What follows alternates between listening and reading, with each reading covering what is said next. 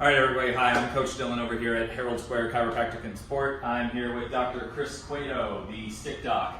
He made a request that I go over a basic hip mobility exercise that I really love, that I've pulled from a lot of different types of curriculum and systems, and I've just kind of funneled down into one basic sort of movement. Now, Dr. Chris likes me to call them the 90-90s. Sometimes in Saga Action Arts, we call them the S-sit variation. What we're going to do is we're first going to just sit down on the ground, so you can join us down here if you like.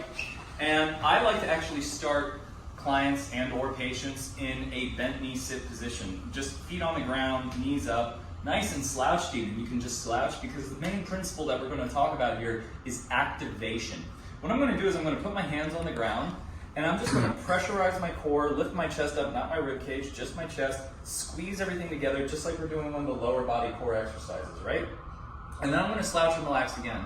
Because what we're trying to do is we're trying to train the patient to get their nervous system set up where they can just activate, sit up nice and tall on their sit bones, and feel comfortable here. You can even look around the room and kind of just gauge the world around you without feeling like, "Argh!" You know, you want to be relaxed in activation.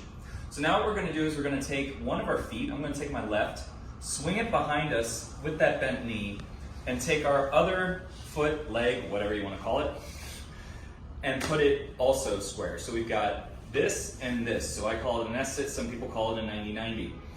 We're going to take the same principle that we were just using for the bent knee sit, and all we're going to do is we're going to just activate and sit up into it. So you'll notice that some clients or patients, they're not going to be able to get their knees all the way down like we're able to. Their goal is to really just think about pressing that towards the ground, and even if it's just hovering that high, pressing that towards the ground, trying to keep their rib cage over their hips. If they need to, they can support themselves with their hands, moving one way or the other until they feel like they're getting into it. Now, for me personally, I like to make sure that people can just feel naturally moving around it. And then once they're ready, they just activate and they press their knees into the ground. There's a lot more that we can do in this position, but you just basically switch between having it on one side or the other.